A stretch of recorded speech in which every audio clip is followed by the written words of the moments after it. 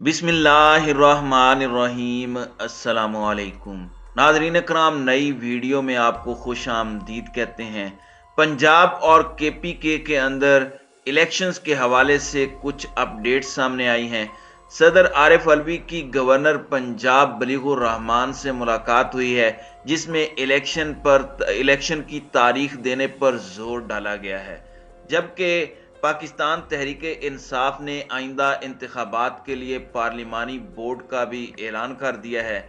इंतखाबात के लिए 14 अरब रुपए इजाफी तलब कर लिए गए हैं, जबकि खैबर पख्तूनख्वा में पोलिंग की तारीख 15, 16 और 17 अप्रैल तजवीज़ की गई है। ये हमारी तरफ से हमारे ज़राए बता रहे हैं। जबकि इंतखाबात की तारीख के लिए इलेक्शन कमीशन का पंजाब और खैबर पख्तूनख्वा के गवर्नर्स को खत भी सामने आया है।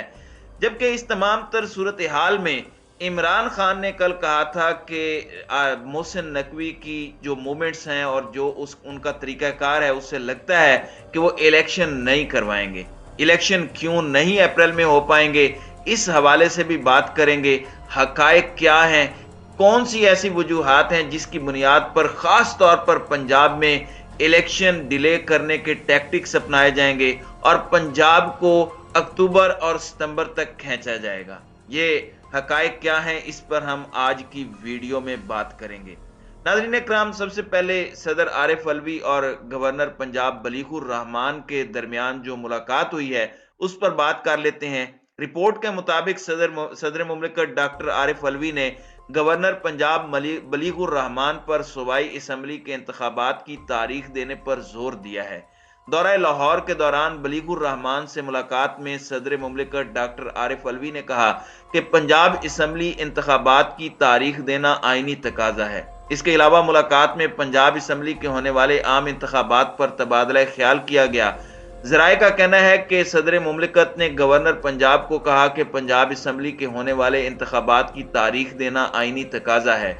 मुल्क में जमहूरियत की मजबूती के लिए पंजाब असम्बली के आम इंतखाबात आईनी मुद्दत में होने चाहिए। जराए का कहना है कि सदर कल तक लाहौर में क्याम करेंगे।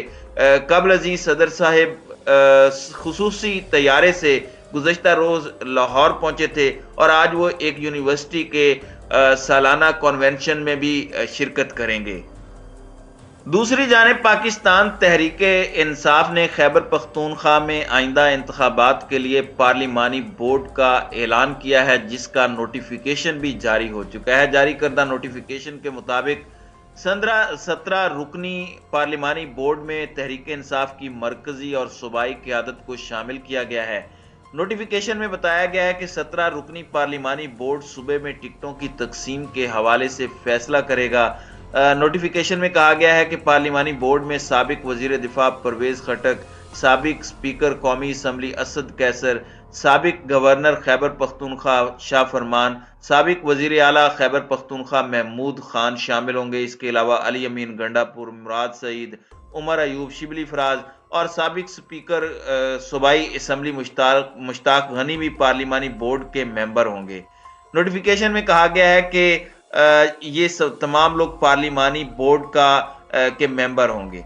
इलेक्शन कमीशन ऑफ पाकिस्तान ने भी पंजाब और खैबर पख्तूनख्वा में इंतखाबात की तारीखें तजवीज़ कर दी हैं। पंजाब और खैबर पख्तूनख्वा में इंतखाबात के मामले पर इलेक्शन कमीशन की जानिब से गवर्नर पंजाब और खैबर पख्तूनख्वा को खत लिखा गया है। इलेक्शन कमीशन की जानिब से लिखे गए खत में कहा गया है कि पंजाब असम्बली 14 जनवरी को तहलील की गई।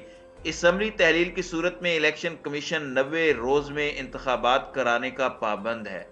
खत के मतन के मुताबिक आर्टिकल 105 के तहत इंतखाबात की तारीख का ऐलान करना गवर्नर का आईनी इख्तियार है, लेकिन इंतखाबात की तारीख के लिए इलेक्शन कमीशन से मुशावरत जरूरी है। खत में कहा गया कि पंजाब में इंतखाबात 13 अप्रैल से पहले बनाने जरूरी हैं। पंजाब में इंतखाबात के लिए 9 अप्रैल से 13 अप्रैल की तारीख मौजू है। गवर्नर पंजाब 9 अप्रैल से 13 अप्रैल के दरमियान की तारीख इलेक्शन के लिए अनाउंस करें। इलेक्शन कमीशन ने कहा कि खैबर पख्तूनख्वा की असम्बली 18 जनवरी को तहलील की गई। खैबर पख्तूनख्वा में इंतखाबात के लिए 15 अप्रैल से 17 अप्रैल तक की तारीख तजवीज़ की जाती है। खत में मजीद कहा गया कि गवर्नर खैबर पख्तूनख्वा انتخابات کے لیے 15 سے 17 اپریل کے درمیان کی تاریخ الیکشن کے لیے اناؤنس کریں۔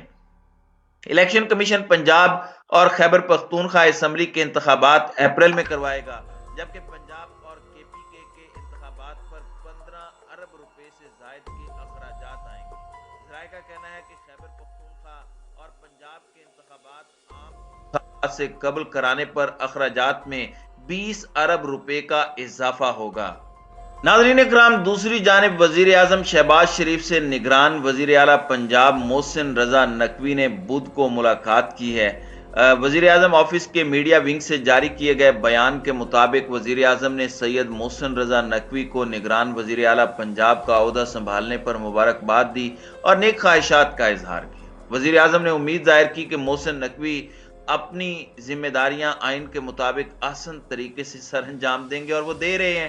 ظاہر سی بات ہے، پنجاب میں اس وقت جو صورتحال ہے، فواد چودھری کے ساتھ جو سلوک کیا جا رہا ہے، جس طریقے سے کریک ڈاؤن پی ٹی آئی کے خلاف پنجاب میں جاری ہے، وہ تو احسن طریقے سے اپنی ذمہ داریاں نبھا رہے ہیں۔